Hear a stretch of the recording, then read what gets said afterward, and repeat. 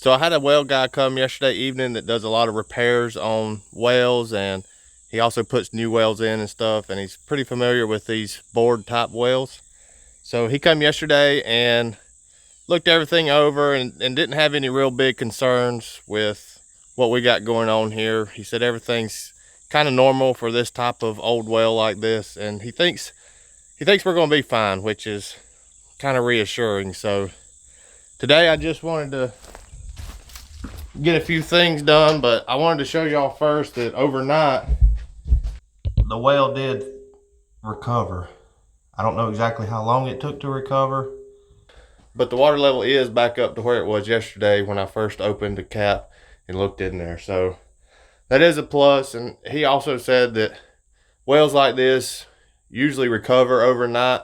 You use them during the day and then they fill back during the night time. So, you know, we're going to get in here and I want to pump it back down, and we're going to take all this out because the pressure tank's bad, and I want to redo the plumbing and get this out.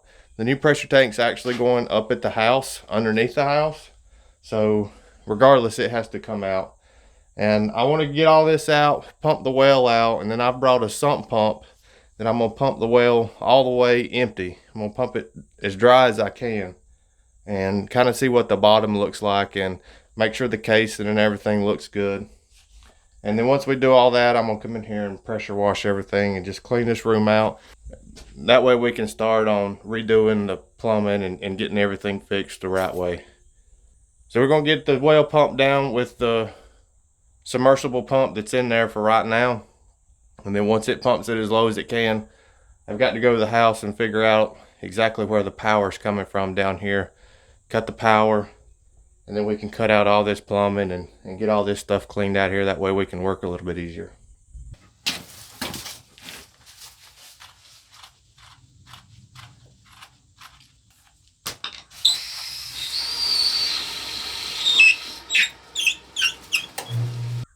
When the water drops down, there's stored water around the well casing, and that water pours in, and then once it's depleted, you know, it quits coming in from the side of the well casing. So he said that most of the time that the water in these old wells fill from the bottom up. The guy yesterday also said that that submersible pump only needs to be a couple inches off the bottom of the well, especially since it's such a shallow well.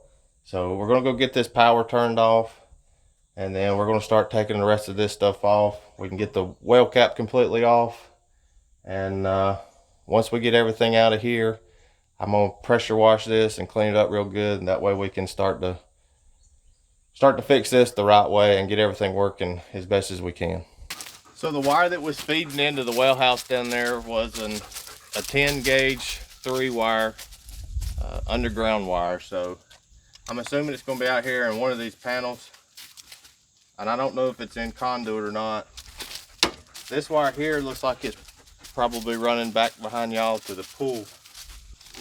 So we have power coming in here right straight from out top of the meter base, and then there's power coming out this wire that feeds over to a box over here, and there's another wire behind this one, same on this side, that goes down into this piece of conduit. Definitely do not recommend doing this at home. If you know, I'm not an electrician, but I've done a lot of electrical work, so I feel pretty confident doing this.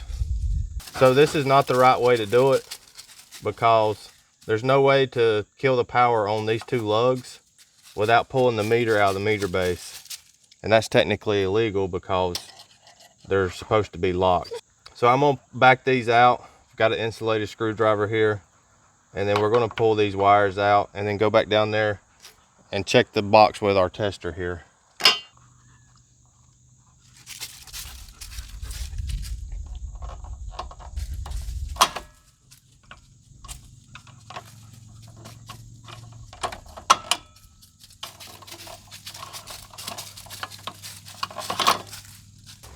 And you're also not supposed to have but one wire underneath one screw. And like in this situation, they have 3 separate wires under one screw, which is not the right way to do it at all.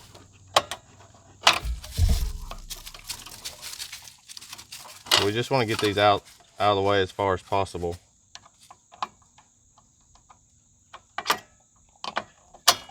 without touching anything else.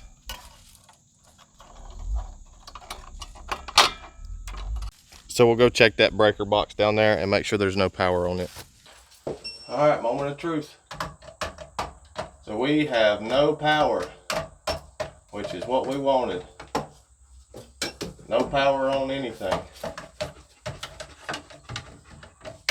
So we should be good to go. I don't know what this wire goes to, but looks like it was feeding whatever this box up here was. Maybe a separate line for lights and outlets that they never put in here. So that's another thing that I want to do.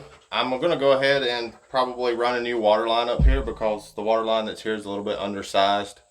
So when I dig the new trench to put the water line in, I'm going to go ahead and run at least 2 separate circuits down here. One circuit dedicated just for the submersible well pump on 220, and then another separate circuit to run lights and outlets in this little pump house here. Now that we got the power off, we can start dismantling everything here on top of the well and get the rest of this well pumped out. Well, I'm a little bit wet now.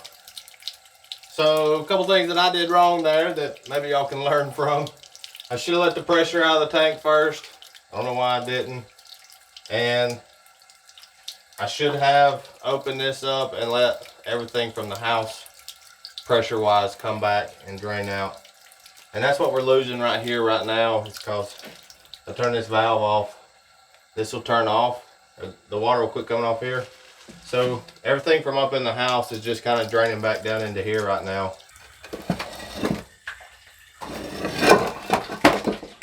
It's a little heavy because it's waterlogged.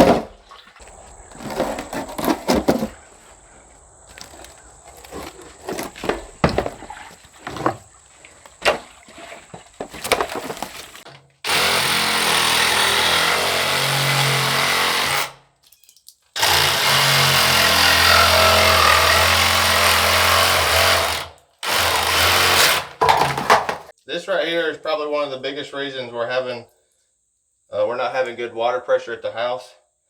This is a 1-inch PVC line, and it reduces down to 1/2 inch.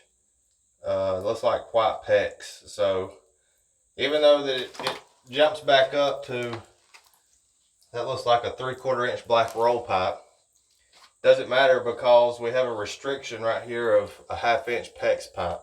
So that's what's restricting us, most of it, to the house. So now we got to get the pipe and pump out of the well from the top of the well casing, which is probably going to be the most difficult thing for me to do by myself. All right, here goes nothing.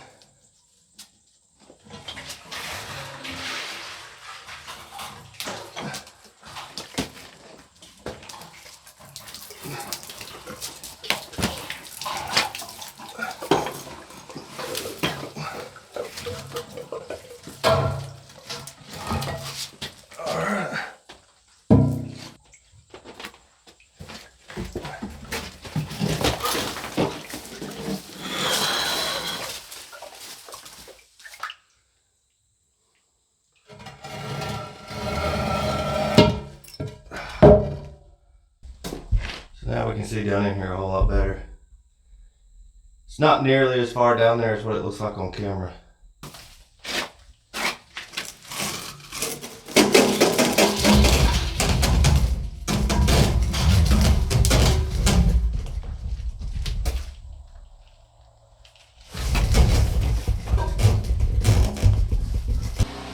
Here goes nothing.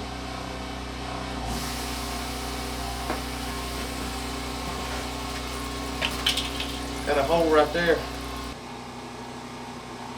Alright, we're gonna let that pump for a little bit and we'll see what happens. Alright, so right now the pump's sitting on the bottom of the well right now. It's sucking up some of that clay and stuff that's on the bottom. Kind of see right there where all the silt is coming out and stuff. So there's the bottom of the well. You can see all the dirt and stuff that's in the bottom. A little bit of gravel maybe. So we're gonna turn the pump off and see if the well fills up at all. So I think if we can stir it up some more on the bottom and get some more of that sand and clay and trash out of the bottom, we might be okay.